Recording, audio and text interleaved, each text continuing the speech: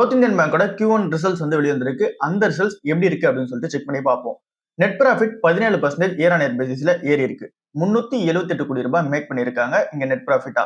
322 கோடி ரூபாய் தான் போன வருஷம் இதே குவார்டர்ல மேக் பண்ண அந்த ஒரு ப்ராஃபிட். பட் ஆனா இப்ப ஏறி இருக்கு. கிட்டத்தட்ட ஒரு 9 கோடி ரூபாய்க்கு ஏறி இருக்கு. இந்த கம்பெனியோட லோன் அப்புறம் பிசினஸ் growth எப்படி இருக்கு? டோட்டல் லோன் அதாவது அட்வான்சஸ் அது வந்து 17% வந்து க்ரோ ஆயிருக்கு. இப்போ அவங்க கிட்ட இருக்க டோட்டல் லோன்ஸ் வந்து 1.04 lakh crore வந்து இருக்கு. மெயினா இந்த அளவுக்கான லோன் வந்து ஏறதுக்கு பின்னாடி இருக்க ரீசன் என்ன அப்படின்னா corporates, gold loan, auto loan அப்புறம் பிசினஸ் லோன் இது எல்லாமே சூப்பரா இருக்கு. மெயினா கோல்ட் லோன் வந்து 7484 கோடி ரூபாய்க்கு ஏறி இருக்கு. டெபாசிட் growth எப்படி இருக்கு? சூப்பராவே இருக்கு. ரீட்டைல் டெபாசிட்ஸ் எல்லாருமே உள்ள வந்து டெபாசிட் வந்து பண்றாங்க. 14% இன்க்ரீஸ் ஆயிருக்கு. 1,24,000 கோடியா வந்து இருக்கு. என்ஆர்ஐ டெபாசிட்ஸ்மே சூப்பரா ஏறி இருக்கு. 36,000 கோடி வந்து ரீச் பண்ணிருக்கு. காசா டெபாசிட் ரேஷியோ வந்து 14% வந்து க்ரோ ஆயிருக்கு. அசெட் குவாலிட்டி எப்படி இருக்கு? கிராஸ் என்பிஏ சூப்பரா இம்ப்ரூவ்மெண்ட் ஆயிருக்கு. நெட் என்பிஏவும் இம்ப்ரூவ்மெண்ட் ஆயிருக்கு. 0.68% இருந்து 0.26% நெட் என்பிஏ வந்து இருக்கு.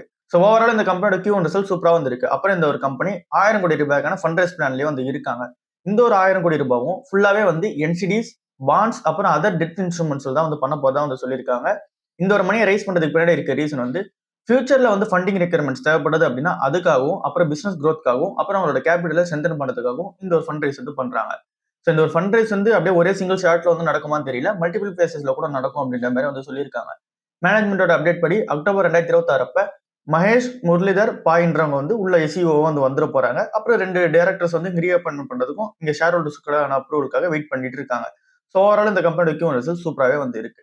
அடுத்ததா விப்ரோ கம்பெனியோட Q1 results revenue 10.6% year on year பேசிஸ்ல வந்து ஏறி இருக்கு. 24,479 கோடி ரூபாய் மேக் பண்ணியிருக்காங்க.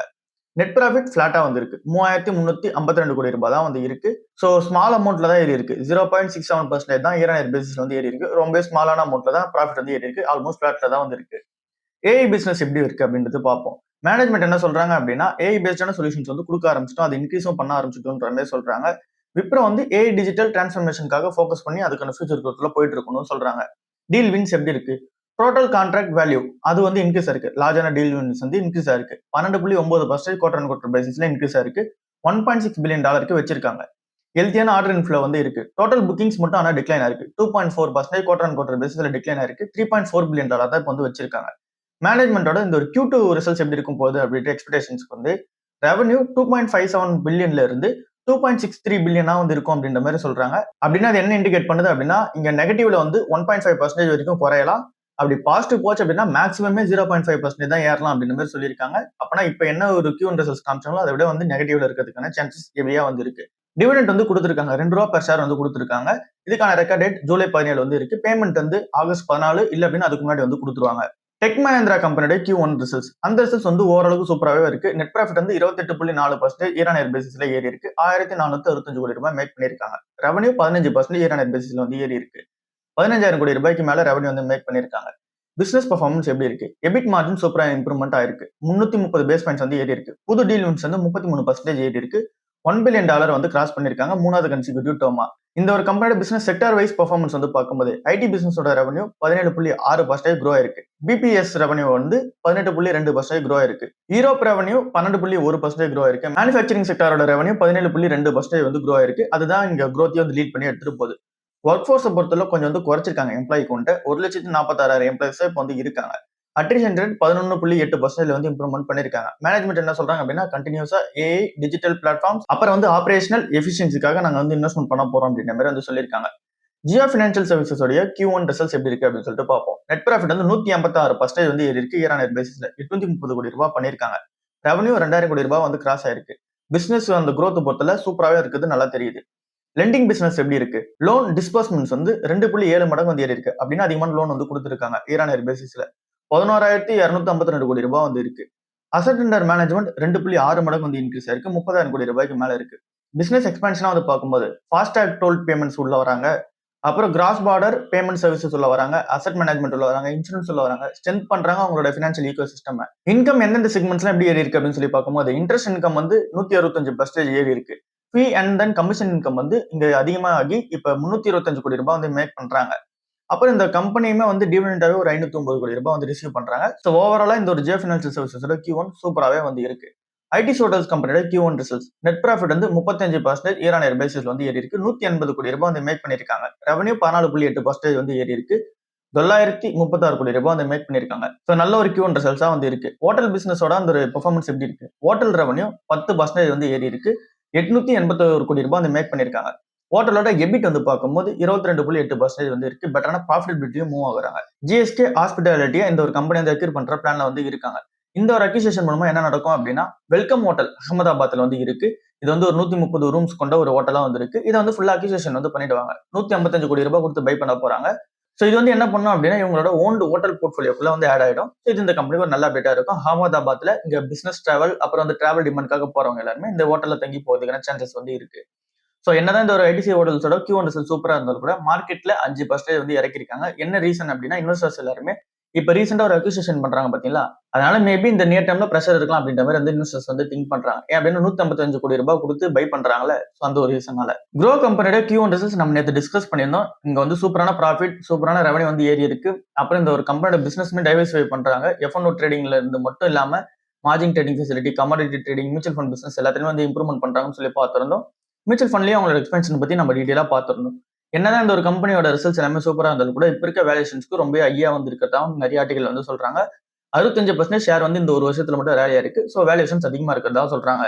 PC jewellers company debt free கம்பெனியா இந்த 2026க்குள்ள மாறிடுவாங்க அப்படின்ற எக்ஸ்பெக்டேஷன்ஸ் வந்து இருந்துச்சு. சோ அதுக்கேற்ற மாதிரி இப்ப எல்லாமே வந்து முடிச்சுட்டே வந்துட்டாங்க. இப்ப 4 பேங்க்ஸ் கிட்ட அவங்க லோன் வாங்கியிருக்கிறது அந்த ஷெட்யூலுக்கு முன்னாடியே வந்து ரீபேமெண்ட் வந்து பண்ணிட்டதா சொல்றாங்க. 4 பேங்க்ஸ் கிட்ட அவுட்ஸ்டாண்டிங் லோன்ஸ் வந்து பண்ணிட்டு தான் வந்து சொல்றாங்க. சோ இது மூலமா மட்டும் 90% அவங்களோட டோட்டல் பேங்க் டெப்ட் வந்து குறையப்பட்டிருக்கு. செப்டம்பர் 2024 இருந்து இப்ப வரைக்கும் எடுத்த லோன் எல்லாமே வந்து ஃபுல்லா வந்து குறைச்சிருக்காங்க. இப்ப இந்த கம்பெனி என்ன பிளான் பண்றாங்க அப்படின்னா 1000 கோடி ரூபாய்க்கான QIP வந்து ரைஸ் பண்ண போற பிளான்ல வந்து இருக்காங்க. சோ இந்த ஒரு QIP வந்து இவங்களோட பிசினஸ் வந்து எக்ஸ்பேண்ட் பண்ணிக்கிறதுக்காக வந்து இருக்க போகுது அப்படின்ற மாதிரி சொல்றாங்க. So dead free company almost மாற போறாங்க. அப்புறம் 1000 கோடி ரூபாய்க்கு ஃபண்ட் ரைஸ் பண்ணி பிசினஸ் எக்ஸ்பென்ஷன் வந்து பண்ண போறாங்க. ரெண்டுமே நல்ல நியூஸ். பட் ஆனா மார்க்கெட்ல நேத்துக்கு நல்ல 3% இறக்கிருக்காங்க. என்ன ரீசன் அப்படின்னு சொல்லிட்டு பார்க்கும்போது ப்ராஃபிட் புக்கிங் வந்து நடக்குது. ஸோ ப்ராஃபிட் புக்கிங் நடக்குது அண்ட் தென் இன்வெஸ்டர்ஸ் எல்லாரும் ஒரி பண்றது இப்போ இந்த QIP போட்டாங்க அப்படின்னா ஈக்விட்டி வந்து டெலியூஷன் ஆகும். ஏற்கனவே வந்து ஈக்விட்டி டெலியூஷன் ஆயிட்டு தான் ₹6 இருந்து ₹8 ₹10 வரைக்கும் இந்த ஷேர் வந்து ட்ரேட் ஆயிட்டு இருக்கு. இன்னும் ஈக்விட்டி டெலியூஷன் ஆச்சு அப்படின்னா பிரைஸ் வந்து இன்னும் கம்மியாகும். ஸோ இந்த மாதிரி விஷயத்தினாலாம் வந்து இங்க மார்க்கெட்ல சென்டிமெண்ட்ஸ் வந்து நெகட்டிவா இருக்கு. எக்ஸெல் டெக் கம்பெனி வந்து கார்டியன் கூட பார்ட்னர்ஷிப் வந்து வைக்கிறாங்க. கார்டியன் லைஃப் இன்சூரன்ஸ்ன்ற கம்பெனி கூட பார்ட்னர்ஷிப் வந்து வைக்கிறாங்க. 7 வருஷத்துக்கு அக்ரிமெண்ட் வந்து போடுறாங்க. இது மூலமா டெக்னாலஜி ப்ரொவைட் பண்ண போறாங்க, இன்ஜினியரிங் ப்ரொவைட் பண்ண போறாங்க, ஆபரேஷனல் சப்போர்ட் வந்து ப்ரொவைட் பண்ண போறாங்க கார்டியன் லைஃப் இன்சூரன்ஸ்க்கு. அப்புறம் எக்ஸெல் டெக் வந்து ஃபுல்லாவே வந்து கார்டியன் GCC பிசினஸ் வந்து அக்யூர் வந்து பண்றாங்க. ஸோ இந்த அக்யூசேஷன் மூலமா என்ன நடக்கும் அப்படின்னா 2000 எம்ப்ளாய்ஸ் வந்து அடிஷனலா ஆட் ஆக போறாங்க. அப்புறம் இவங்களோட குளோபல் கேப்பபிலிட்டி சென்டர் பிசினஸ் அது வந்து ஸ்ட்ரென்தன் வந்து பண்ணி கொடுக்க போகுது. ஸ்ட்ராங்கான AI ஃபோக்கஸ்ல வந்து போறாங்க. பார்ட்னர்ஷிப் வந்து AI அப்புறம் ஆட்டோமேஷன் வந்து இங்க ஃபோக்கஸ் பண்ண போறாங்க. இது மூலமா ஆபரேஷன்ஸ் இம்ப்ரூவ்மெண்ட் பண்ணப்படும், காஸ்ட் ரெடியூஸ் பண்ணப்படும், ஸ்பீடப்பா வந்து பண்ணுவாங்க. எல்லா ப்ராடக்ட் டெவலப்மெண்ட்டும் ஸ்பீடப் பண்ணிடுவாங்க. அப்புறம் புது பிசினஸா வந்து AI சொல்யூஷன்ஸ் வந்து உள்ள வரப்போகுது இன்சூரன்ஸ் இண்டஸ்ட்ரிக்கு. ஸோ இது மூலமா எக்ஸெல் டெக் ஒரு பெரிய பெனிஃபிட்டா இருக்க போகுது. அவங்க வந்து இன்சூரன்ஸ் ஃபினான்ஷியல் சர்வீஸ் செக்டர் உள்ள வந்து போக போறாங்க. அடுத்த நியூஸா வந்து இருக்குது டாக்டர் ரெட்டி லேபரேட்டரிஸ் வந்து இருக்கு. டாக்டர் ரெட்டி லேபரேட்டரிஸோட சதீஷ் ரெட்டி அவர்கள் என்ன பேசியிருக்காரு அப்படின்னா, இப்ப வந்து ஹை வேல்யூ மெடிசன்ஸ் வந்து ஃபோக்கஸ் பண்ண வேண்டிய நேரமா வந்து இருக்கு அப்படின்ற மாதிரி பேசியிருக்காரு. Speciality medicines, peptides, biosimilars, consumer health care, innovative therapies இந்த இடத்துலலாம் லாங் டேர்ம் ஃபியூச்சர் growth வந்து இருக்கு. ஸோ அதனால அந்த இடத்துல வந்து ஃபோக்கஸ் பண்ணும். கேன்சர் ட்ரக்கான டெவலப்மெண்ட் பத்தி பேசியிருக்காரு. ஆரிஜின் ஆன்காலஜி அப்படின்னு சொல்லிட்டு ஒரு ட்ரக் வந்து டெவலப்மெண்ட் பண்ணிட்டு இருக்காங்க. இது வந்து 3 கேன்சர் ட்ரக் கேண்டிடேட்ஸ்க்கு வந்து இங்க கிளினிக்கல் ட்ரையல்ஸ் டெஸ்ட் வந்து போயிட்டு இருக்கு. அப்புறம் நிறைய ட்ரக்ஸ் வந்து இப்போ அண்டர் டெவலப்மெண்ட்லயே இருக்கு கேன்சர் ட்ரக்கான டெவலப்மெண்ட். ஸோ இது எல்லாமே எப்படி இருக்க போகுது அப்படின்றத நம்ம வெயிட் பண்ணி பார்க்கணும். ஒருவேளை சக்சஸ் ஆயிடுச்சு அப்படின்னும் போது இந்த கம்பெனிக்கு பெரிய பெனிஃபிட்டா இருக்க போகுது. அப்புறம் இவங்களோட மேனுஃபேக்சரிங் பிசினஸ் எக்ஸ்பாண்ட் வந்து பண்றாங்க. CDMO business, contract development and manufacturing. இது மூலமா என்ன நடக்கும் அப்படின்னா ட்ரக் டெவலப்மெண்ட் வந்து பண்ணி கொடுப்பாங்க, மேனுஃபேக்சரிங் பண்ணி கொடுப்பாங்க குளோபல் பார்மாசூட்டிக்கல் கம்பெனிஸ்க்கு. இந்த கம்பெனியோட கரண்ட் சேலஞ்சஸ் என்ன அப்படின்னு சொல்லி பார்க்கும்போது API அப்புறம் நார்த் அமெரிக்கா பிசினஸ் வந்து இப்போதைக்கு கொஞ்சம் வந்து அஃபெக்ட் வந்து இருக்கு. ஸ்ட்ராங்கான காம்படிஷன் வந்து இருக்கு. அப்புறம் இன்னொரு சேலஞ்ச் ரிஸ்க் என்ன அப்படின்னு சொல்லி பார்க்கும்போது இந்த ஒரு கம்பெனி அந்த ஒரு செமிகுலேட்டட் பென்ஸ் வந்து லான்ச் பண்ற பிளான் இருந்தாங்க பார்த்தீங்களா, ஜெனடிக் வெர்ஷன். ஸோ அதே வந்து இப்போ டிலேல இருக்கு. இது எல்லாமே ஓவராலா பிளஸ் அண்ட் மைனஸா வந்து இருக்கு. ஸோ கேன்சர் ட்ரக்ல மட்டும் இவங்க டெவலப்மெண்ட் வந்து பண்ணிட்டு இருக்காங்க. சதீஷ் ரெட்டி அவர்கள் அதில் தான் ஃபோக்கஸ் பண்ணிட்டு இருக்காரு. ஹீரோ மோட்டோகார்ப் அபிஷியலா ஜெர்மனியில வந்து என்டர் ஆக போறாங்க. ஜெர்மனியில வந்து KSR குரூப் கூட வந்து பார்ட்னர்ஷிப் வந்து வைக்கிறாங்க. ஸோ இது மூலமா என்ன நடக்கும் அப்படின்னா 5 யூரோப்பியன் மார்க்கெட்ஸ்ல வந்து அவங்களோட பிரசன்ஸ் வந்து உள்ள வர போகுது. இந்த ஒரு company first Xpulse 200 4V premium motor cycle வந்து லான்ச் பண்ண போறாங்க. 28 சேல்ஸ் சர்வீஸ் அவுட்லெட்ஸ் வந்து இருக்கு. அதை வந்து 30 லொகேஷன்ஸ் வந்து எக்ஸ்பெண்ட் பண்ற பிளான்லயே வந்து இருக்காங்க. இந்த KSR குரூப் வந்து லோக்கல் பார்ட்னரா வந்திருப்பாங்க. இவங்க ஏற்கனவே ராயல் என்ஃபீல்ட் அப்புறம் வந்து கவாசாக்கி மோட்டார் சைக்கிள்ஸ் வந்து வித்து கொடுத்துட்டு இருக்காங்க. விற்கிறதோட மட்டும் இல்லாம அவங்க சேல்ஸையும் மேனேஜ் பண்ணுவாங்க, சர்வீஸையும் மேனேஜ் பண்ணுவாங்க, அப்புறம் கஸ்டமர் சப்போர்ட்டையும் மேனேஜ் பண்ணி கொடுக்க போறாங்க. ஸோ ஜெர்மனின்றது ஹீரோ மோட்டோகாப்போட பிளான்ல வந்து இருந்துச்சு. ஸோ இந்தியாவை தாண்டி பிரசன்ஸ் வந்து இன்க்ரீஸ் பண்ணணும்னு சொல்லிட்டு ஸோ அது வந்து இப்போ பெரிய பெனிஃபிட்டா வந்து இருக்க போகுது. ஹீரோ மோட்டோகாப்போட குளோபல் பிசினஸ் வந்து 40% வந்து க்ரோ ஆயிருக்கு இந்த ஒரு ஃபினான்ஷியல் இயர் 2026ல. ஐடிசி கம்பெனி எங்க ஃபோக்கஸ் பண்ண போறதா சொல்லியிருக்காங்க அப்படின்னா high protein nutrition based products வந்து ஃபோக்கஸ் பண்ண போதா சொல்லியிருக்காரு. இதுல எதுலாம் இன்க்ளூட் ஆகும் அப்படின்னா high protein atta, protein drinks, healthier food options இது எல்லாமே உள்ள இன்க்ளூட் வந்து ஆக போகுது. ஸோ இது மூலமா என்ன நடக்கும் அப்படின்னா கன்சியூமரோட ப்ரிஃபரன்சஸ் வந்து இப்போ சேஞ்ச் ஆயிட்டு இருக்கு. ஸோ அதுல வந்து இப்போ ஃபோக்கஸ் பண்ண போறாங்க. கன்சியூமரோட ப்ரிஃபரன்சஸ் எல்லாம் இப்போ எங்க வந்து சேஞ்ச் ஆயிட்டு இருக்கு அப்படின்னா எல்லாருமே பிரீமியம் அப்புறம் சூப்பர் பிரீமியம் ஃபுட் ப்ராடக்ட்ஸ் நோக்கி போக ஆரம்பிக்கிறாங்க. அது வந்து போத் அர்பன் ஏரியாலையும் சரி ரூரல் இந்தியாலையும் சரி எல்லா இடத்துலயுமே இங்க வந்து ஃபோக்கஸ் பண்றாங்க. கஸ்டமர்ஸ் வந்து பிரைஸ் கொடுக்கறதுக்கு ரெடியா இருக்காங்க குவாலிட்டியான அந்த ஒரு ப்ராடக்ட் கொடுத்தோம் அப்படின்னா. ஸோ அதனால அந்த இடத்துல வந்து ஃபோக்கஸ் பண்ண போதா சொல்லியிருக்காங்க. இதுக்காக புது ப்ராடக்ட்ஸையும் வந்து லான்ச் பண்றாங்க. பி நேச்சுரல் கோகனட் கோலான்றதை லான்ச் பண்றாங்க. அப்புறம் இவங்களோட போர்ட்ஃபோலியோ வந்து இன்னும் எக்ஸ்பேண்ட் வந்து பண்றாங்க. புதுசா வந்து ப்ராடக்ட்ஸ் வந்து லான்ச் பண்ண போறாங்க. கஸ்டமரோட நீட்ஸ் என்ன இருக்கோ அதுக்கேற்ற மாதிரி அந்த டிமாண்டை பூர்த்தி பண்ற மாதிரி லான்ச் பண்ண போதா சொல்லியிருக்காங்க. காஸ்ட் வைஸ் வந்து சேலஞ்சஸ் வந்து இருக்கு. எடிபிள் ஆயிலோட பிரைஸ் வந்து இங்க கொஞ்சம் அதிகமாக தான் வந்து இருக்கு. குளோபல் லெவல்ல நடக்கிற அந்த இஷ்யூஸ் வந்து இருக்கு. ஸ்டேட் ஆஃப் ஹார்மஸோட அந்த ஒரு இஷ்யூனால இவங்களுக்கு ரா மெட்டீரியல்ஸோட காஸ்ட் வந்து அதிகமா இருக்கு. இது எல்லாமே இங்க வந்து பிளஸ் அண்ட் மைனஸா இருக்கு. பட் ஆனா ஐடிசி கம்பெனி இந்த ஒரு பிளான் வந்து போறாங்க. ஒரு எக்கனாமிக் டேட்டா வந்து என்ன சொல்லுது அப்படின்னா இங்க இந்தியாவில 2030 வந்து ஸ்விக்கி, ஜெப்டோ, இன்ஸ்டாமார்ட், அப்புறம் வந்து பிளிங்கிட் இந்த மாதிரி வந்து ஓட்டுற அந்த ஜிக் ஒர்க்கர்ஸ் இருப்பாங்க பாத்தீங்களா, அவங்களோட அந்த ஒரு எக்கனாமி வந்து பூம் ஆக போகுது அப்படின்ற மாதிரி சொல்றாங்க. அதுலதான் பெரிய ஆப்பர்ச்சுனிட்டிஸ் வந்து இருக்க போகுது. மெயினா women employees, first time employees எல்லாருமே வந்து இங்க ஃபோக்கஸ் பண்ணி வர போறாங்க. இங்கதான் இவங்களோட ஃபர்ஸ்ட் ஜாப் வந்து இருக்க போகுதுக்கான சான்சஸ் இருக்கதா வந்து சொல்றாங்க. அந்த ஒரு டேட்டா என்ன சொல்லுது அப்படின்னு சொல்லிட்டு பார்ப்போம். ஜிக் பிளாட்ஃபார்ம்ஸ்னா நம்ம எல்லாருக்கும் என்னன்னு தெரியும். ஸோ இங்க Zomato, Swiggy, Uber, Ola, urban company இவங்க எல்லாருமே ஜிக் பிளாட்ஃபார்ம்ஸ்ல தான் வருவாங்க. அதுக்குள்ள வேலை செய்யறவங்க எல்லாருமே ஜிக் ஒர்க்கர்ஸ் அப்படின்னு சொல்லிட்டு சொல்லுவாங்க. இது மூலமா மட்டும் இங்க 2030ல 17ல இருந்து 21 மில்லியன் ஜாப்ஸ் வந்து கிரியேட் ஆகும் அப்படின்ற மாதிரி சொல்றாங்க. இந்தியாவோட நான் ஃபார்ம் ஜாப் டிமாண்ட்ல 70% இந்தியாவோட டிமாண்ட் வந்து இது மூலமா பூர்த்தி பண்ணப்படும் சொல்றாங்க. மெயின் ஆப்பர்ச்சுனிட்டிஸ் யாருக்கு கொடுக்க போகுது? ஃபர்ஸ்ட் டைம் ஜாப் சீக்கர்ஸ்க்கும் விமனுக்கு வந்து கொடுக்க போகுது. 30% ஒர்க்கர்ஸ் வந்து இங்க ஃபர்ஸ்ட் டைம் எம்ப்ளாயிஸா வந்து 2030 வந்து இருக்க போறாங்க. ஃபுல் டைம் எம்ப்ளாயிஸ் வந்து 2.5 மடங்கு வந்து நார்மலான ஒர்க்கர்ஸை விட இங்க வந்து அதிகமா சம்பாதிப்பாங்க அப்படின்ற மாதிரி சொல்றாங்க. அப்புறம் இது வந்து ஃபிளெக்சிபிளான ஒர்க் மாடலா தான் வந்து இருக்க போகுது. ஸோ பார்ட் டைம் அப்புறம் வந்து அனதர் ஜாப் பண்ணிட்டு இந்த ஒரு ஜாப் பண்றது இது எல்லாருக்கும் பெனிஃபிட்டா வந்து இருக்க மாதிரி அது வந்து இருக்க போகுது. அப்படிதான் 90% ஆஃப் மக்கள் வந்து இருக்க போறாங்க அப்படின்ற மாதிரி வந்து சொல்றாங்க. ஸோ இந்த ஒரு டேட்டா நமக்கு என்ன சொல்லுது அப்படின்னா ஜிக் எக்கனாமி வந்து க்ரோ ஆகுது நல்லா வந்து தெரியுது. பட் ஆனா நம்ம ஒரு விஷயத்த வந்து புரிஞ்சுக்கணும். நம்ம ஏதோ ஒரு ஸ்கில்ல வந்து டெவலப்மெண்ட் பண்ணிட்டு அதுல நம்ம சம்பாதிக்கிறத விட இந்த ஒரு சம்பாத்தியம் வந்து நமக்கு கொஞ்சம் கம்மியா தான் வந்து இருக்கும். பட் ஆனா பார்ட் டைம் மசலுக்காக வந்து சூப்பரா தான் வந்து இருக்கும். ஸோ இதுல இன்னும் பெட்டரான அவேர்னஸும் வெல்ஃபேர் பெனிஃபிட்ஸ் வந்து எடுத்துட்டு வந்தோம், அப்புறம் சோஷியல் செக்யூரிட்டி வந்து எடுத்துட்டு வந்தோம் அப்படின்னா இன்னொரு பெனிஃபிட்டா வந்து இருக்க போகுது.